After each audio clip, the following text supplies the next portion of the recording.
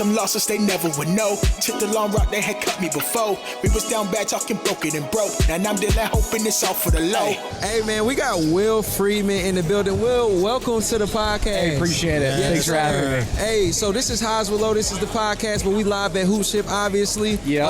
I know that Jarrell is super intentional about everybody he brings here. Yeah. That gets in front of the kids. What role do you play, and how do you know Jarrell?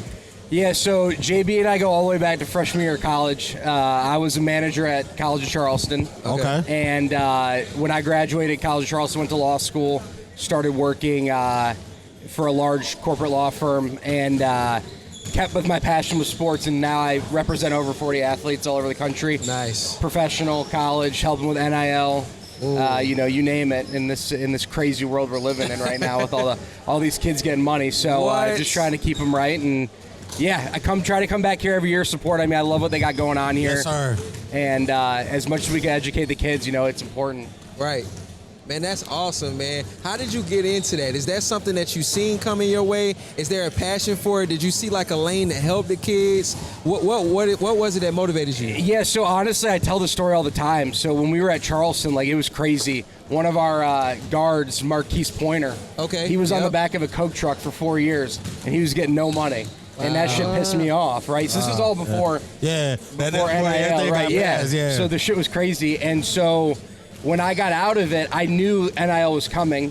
I knew that there were going to be a lot of guys out there that were going to try to take advantage of kids. Right. Oh, yeah. And I know that, when you're in college or you're in high school or whatever, you're focused on ball. You're not really focusing on anything else. Yeah. So there needed to be someone out there that would go and look out for these kids. Right. And so the lane kind of opened for me and jumped right in. And honestly, I'm 28 right now. There wasn't a lot of guys doing it. So I started doing it, and it really just kind of popped off pretty quickly. Yeah. And it really, for me, it's never been about making money. It's truly hey, let's get these kids to understand. We got to read contracts, got to know what we're signing. Yeah. Because if you don't, kids are getting screwed left and right. It's they scary. don't know they don't know anything. No what idea. They're signing. Exactly. What are some of the ways that they're getting screwed, though? So, it's changing. Obviously, every year it changes as we keep progressing. But when it was starting, kids would get offered money. So, a great example, there's a kid at Florida. He was a football player. Yeah. He needed some money. Great football player. A company offered him $500,000. Said, "Hey, we'll pay you $500,000 right now. If you sign this contract, we'll give you money. We'll help you out." He took it right away, as any 19-year-old would, right? That's a lot of money. 500 racks? I'm doing it too. Yeah, right. We all are. That type of money offered to them. Yeah, right. Yeah. And so we're all doing that, and he didn't read the contract, and they're currently in a lawsuit, but that contract said they got 20% of everything he earned as a professional. He signed a second deal in the NFL for $180 million. They're due 25% of that. Oh. So he didn't even read, right? How does that happen though, from college to the pro? The contract. You can contract for anything. Yeah. Yeah. So wow, it's stuff like that, and it's on a micro scale too. We got agents. We got a lot of guys in theory, I could have gone out there and been an agent, and agents are taking 25-30% of these deals. Right. Whereas any of these guys out here, these pro guys that are going, they never let their agent take 30%, right? Literally. But there's no rules that govern what an agent can do in college. Yeah. So there's no CBA. Right, exactly. Yeah. Wow. There's no collective bargaining, any of that. So wow. It's pretty easy, and all these kids want is money, so they're going to do it, right? And so what we've been able to come in and do is basically slow the process down, say, hey, we don't need to sign this right now. We don't need the money. Right, we can get that money, but let's make sure we're signing something that allows you the freedom to go and do whatever you want moving forward, right? And so we've done that, and it's been a really cool process. You get to see some bad people out there, but we know we're helping them, and we know we're kind of protecting them around that. They mad when you walk in. They somebody's gonna come read for it. sure. You wear a cape. For sure, a little bit. Legit. A little bit, yeah. But I love that. Yeah, exactly. You love when I go and email an agent back and they see, I'm coming from a law firm, they're like, oh shit. Now we gotta go and change a bunch of stuff. Right, exactly. Man, that's amazing work that you're doing. That's the type of work that's what we need more people to do. Yeah, for sure. We need more Wills, because in this world, we were talking about it last night. Man, you could literally be the third, fourth guy off the bench and get $150K today. No question. Depending on the school you go to, you literally could be playing less than half the game and be earning what some top execs earn. Oh, 100%. Yeah. And so let me ask you to build on that. Do you feel, though, within, like, I know you protect NIL, you try to get the maximum for the players, which is awesome. But do you feel that it's also kind of messed up, I guess, the love and the foundation for whatever sport to really try to get to the pros because they're having so much money available to them so fast and so early? It's an interesting point. I think that, like, we all know that getting to the league is, especially in basketball. I mean, football too. Shit. Yeah. Becoming a pro in anything is extremely difficult, sure. right? Yeah.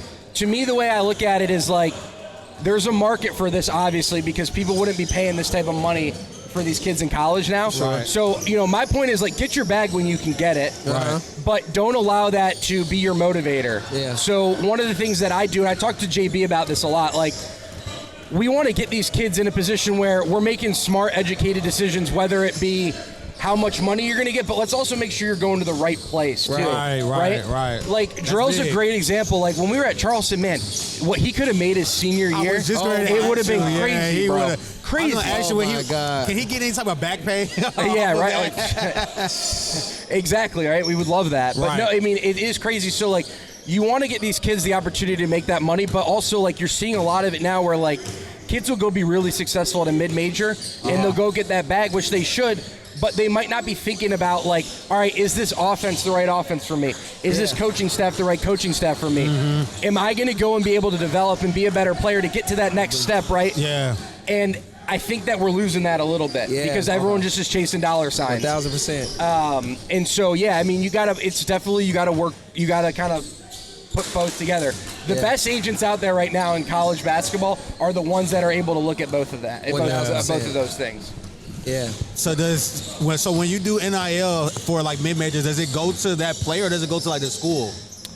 Like what do you mean? Like, so like, say they're getting paid to go to school, but does it like actually go to them or does it? It goes right to them. Oh, it goes right to them. Because NIL is built on likeness. Name, image, and likeness. And then there's also a allotment now. That's given to the schools. Correct. Almost like a salary. Yes. But that has nothing to do. NIL is one-off. Right. So that's a one. Oh, okay. Yeah. So the way it works is like basically what happened end of June, early July. There was a settlement, right? Yeah. So when all this went down, there was a huge lawsuit, and what they decided was there's these huge TV deals in college basketball and college football. Right. And basically the thought was, hey, like, the schools shouldn't be getting 100% of this. Right. We got to give the players some. So each school gets an allotment. I think for this year for like high major college sports, it's $23.5 million. Okay. And so that money then gets divided by sports programs. Obviously, like, your football and your basketball are going to dominate men's, but now women's too. Yep. And then it's up to the team to decide how that money is going to be allocated. Right. That's one piece. That's one piece of the pie.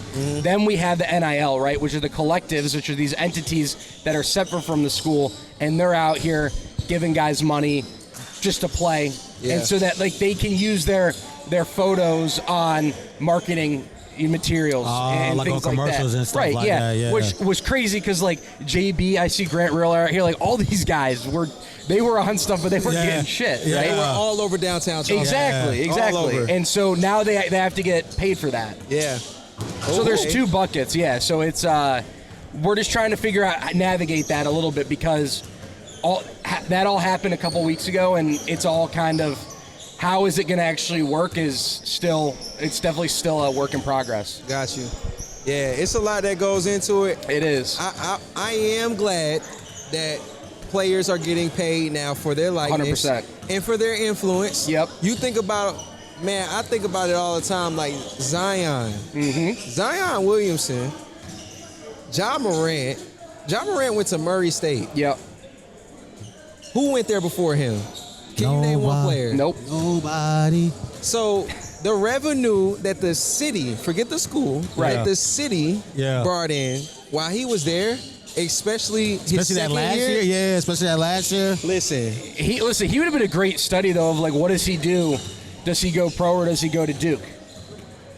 Right? Like, that's what's crazy about all this. That's a good is point. Interesting now with mid-major is, like, what happens when you are literally, like, the best of the best, right? You go have that year in college in the NCAA tournament, you're the big guy. Like, the money now to go and stay at a high major and go up there, it's comparable to that first year. I mean, you're not top 20 in that NBA draft. Like, there's a lot of people that say, hey, I go back to college. And so They there's go back to college quick, too. Right.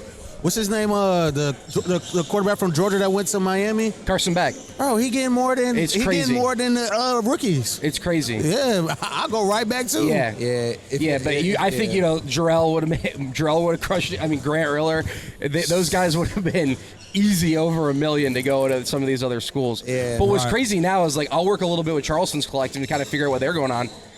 They got crazy money too now. Really? Like, mid-majors got money too. Yeah.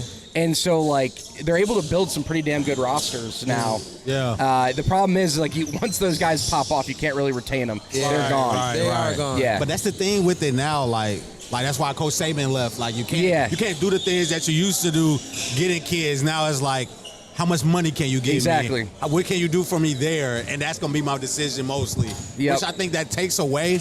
But then it's just like, yo, I'm in a bad situation in my life. I kind of need this to kind of help me out, you know. So it's kind of a bad situation, but it's good for everybody in a certain way. It messes with your mind. This whole thing, right? Like, it's crazy.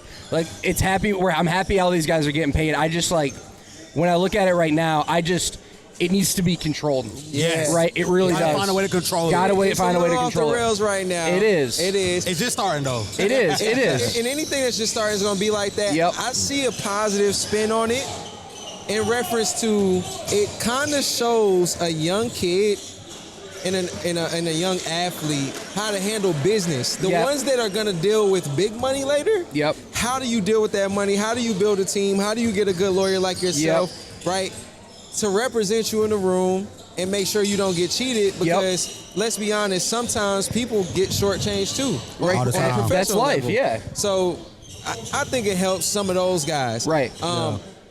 And in other instances, it doesn't. You got guys that, man, if you can squeeze out $750,000, let's be honest, after they're done playing, they may not touch that type of money again. Right. And that could actually hurt them. We see a lot of guys in the NBA that blow through money. I'm not going to say any names. And that are literally in trouble right now. And these are guys that made hundreds of millions. Yeah. It's scary stuff, man. It is. And so, like, what I always tell these kids is, like, you got to build a team. Yeah. Right? Got to build a team. You got to get a financial advisor, but you got to get a good financial advisor that's not there to screw you. Yeah, one right? I can trust. And there's some good guys out there. Yeah. That is the truth.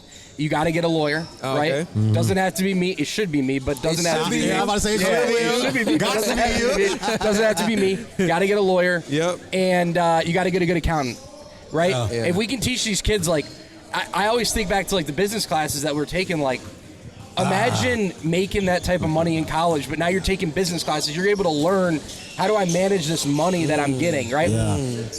It's very hard, though, when all these kids want to do is win, right? True. And they want to ball. That's so true. we got to be able to morph it, and I really do work hard with all the programs that I work with. Like, let's teach these kids financial literacy. Yeah. Let's get them to a point, like, hey, there's some things you can go buy. Like, absolutely, you're making a lot of money. Like, go buy some things. But also, hey, go put that money in an investment account and watch what happens in 3 years when you have double that amount of money, right? Like, money's crazy when you can just go invest. This is why it. you should hire him right now. This is exactly why you should hire him. They're not telling you that. They're not They're not telling you that. No. Where can people find you, Will? How can they get in contact with you? Yeah. If you honestly look me up on Google to search Will Friedman Taft Law, okay, you can find me. wfriedman@taftlaw.com, or you can text me 843-518-2476. Hey, we always do that. Listen, I'm out here to try to help people. I'm not trying to screw people. I'm just I want all these kids to be safe in a crazy world. So, We love that. Crazy, man. crazy world. It is crazy world. Man, Will, thank you for coming on. Yeah, man. thanks for having me. Look, you're on Highs with Low. We always try to leave people with a high, man. We always keep God at the center, man. How has God blessed you along your journey with this stuff? Man, honestly, like, I go back to being at College of Charleston in the first place. Like, I always feel like God put these people around me in my life, like Jarrell, Grant, Joe Chile, all these guys. Like, our team was something that I didn't even think I ever wanted to be a manager, but something kind of drew me to it. Right. And I did it, and I got a family from it, and it molded my career. So, Yes, you know, God works in mysterious ways. Yes, I always believe we're headed in the right direction, no matter, you know, when you're not able to kind of see it, it's still there. So that's awesome. I wouldn't be here right now if it wasn't, you know, if there wasn't a higher power kind of bringing me together. Man, we love that, man. Will, thank you so much for coming on. Appreciate you we guys. appreciate y'all. Make sure y'all tap in with Will Friedman. Come find me. Yes, sir. Yeah, appreciate it. Made it out. I remember sleeping at my mama's house. Ran it up. I was stacking up while they was popping out. Stay down. I ain't